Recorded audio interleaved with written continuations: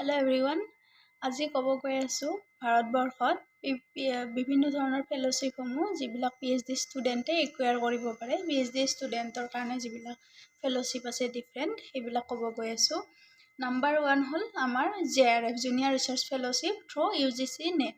UGC NET আপুনি exam দি qualify কৰাৰ পিছত UGC NETৰ থ্ৰু দি জুনিয়ৰ ৰিচাৰ্চ ফেলোশ্বিপ আপুনি একুয়াৰ কৰিব পাৰে। ইয়াৰে ফেলোশ্বিপ হয় 37,000 first 2 year as a JRF আৰু তাৰ পিছত আপোনাৰ SRF হৈ যায় up to 42,000 আৰু প্লাছ HRA থাকে 18% বা 20% depending on different type of city আপুনি ক'ত বাস কৰে সেইটো লৈ।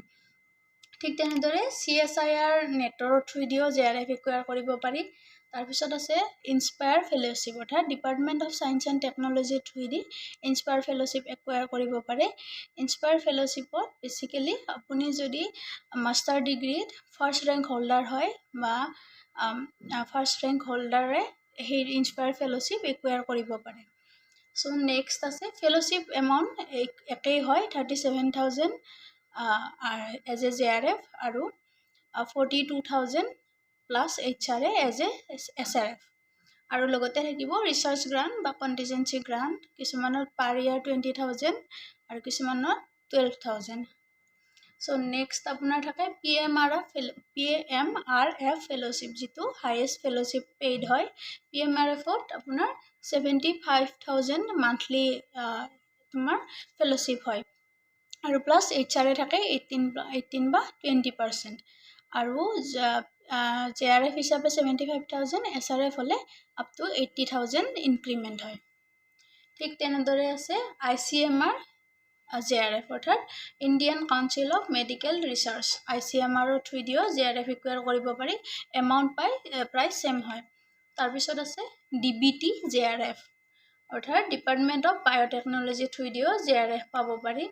তাৰপিছত আছে DAE department of atomic energy বা BRNS board of research in nuclear science তাৰ থ্ৰুদিও সেইটো চেম ফেলোশ্বিপ পাব পাৰি এজ এ JRF আৰু তাৰপিছত 2 ইয়াৰ পিছত এজ এ SRF আপুনি প্ৰমোট হ'ব পাৰে। তাৰপিছত আছে ইনষ্টিটিউট স্পেচিফিক কিছুমান ফেলোশ্বিপ যেনেকুৱা IIT বিলাকত IITত এডমিশ্যন ল'লে তাৰ ইনষ্টিটিউট ফেলোশ্বিপ থাকে এমাউণ্ট চেম হয় যেনেকৈ তোমাৰ UGC NET বা CSIR নেটৰ থ্ৰুদি যিখিনি JRF আৰু SRFৰ এমাউণ্ট পায় এমাউণ্ট প্ৰায় চিমিলাৰে হয়। ঠিক তেনেদৰে আছে ISC অৰ্থাৎ ইণ্ডিয়ান ইনষ্টিটিউট অফ চায়েন্স যিটো বেংগলোৰত আছে তো তাতো চেম ফেলোশ্বিপ পাব পাৰি। তাৰপিছত আছে TIFR অৰ্থাৎ Tata institute of fundamental research তাৰ কাৰণেও ফেলোশ্বিপ পাব পাৰি JRF বা SRF হিচাপে। তাৰপিছত আছে Swami Vivekananda single girl child fellowship অৰ্থাৎ এখন ঘৰত যদি আপুনি ছিংগল গাৰ্ল চাইল্ড হয় তেতিয়াহ'লে এইটো ফেলোশ্বিপ একুয়াৰ কৰিব পাৰি। ফেলোশ্বিপ এমাউণ্ট প্ৰায় চেম হয় UGC NET বা CSIR NET JRFৰ দৰে। তাৰপিছত আছে মৌলানা আজাদ নেশ্যনেল ফেলোশ্বিপ অৰ্থাৎ এইটো মাইনৰিটিজ যিবিলাক ষ্টুডেণ্ট আছে মাইনৰিটি ষ্টুডেণ্টবিলাকে এইটো এপ্লাই কৰিব পাৰে যেনেকুৱা মুছলিম খ্ৰীষ্টিয়ান শিখ বুদ্ধিষ্ট জৈন পাৰ্চী এইবিলাকে UGC NET কোৱালিফাই হ'ব লাগিব। তাৰপিছত এইটো ফেলোশ্বিপ এপ্লাই কৰিব পাৰি আৰু UGC পৰ্টেলত গৈ এইটো ফেলোশ্বিপ এপ্লাই কৰিব পাৰি আৰু এমাউণ্ট চেম হয় UGC NETৰ দৰে। তাৰপিছত আছে ৰাজীৱ গান্ধী নেশ্যনেল ফেলোশ্বিপ চ' এইটো ST/SC কেণ্ডিডেটৰ কাৰণে হয় ST/SC কেণ্ডিডেট যোনে PhD পাৰ্চিউ কৰি আছে সেইবিলাকৰ কাৰণে। তাৰপিছত আকৌ এটা আছে Savitribai single girl child fellowship এইটো ছিংগল গাৰ্ল চাইল্ড হ'লেহে সেইটো একুয়াৰ কৰিব পাৰি। ইয়াৰ কাৰণে UGC NET বা তেনেকুৱা একো নালাগে জাষ্ট আপুনি এটা ৰিচাৰ্চ প্ৰপ'জেল ছাবমিট কৰিব লাগিব। ৰিচাৰ্চ প্ৰপ'জেল ছাবমিট কৰিলে যদি চিলেকশ্যন হৈ যায় তেতিয়াহ'লে এইটো ফেলোশ্বিপ পাব পাৰে।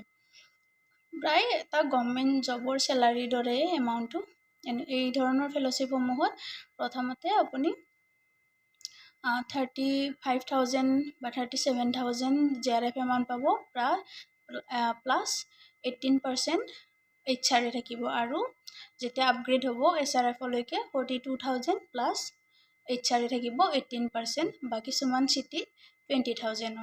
আজিলৈকে ইমানে। ভাল পালে ভিডিঅ'টো শ্বেয়াৰ কৰি দিব।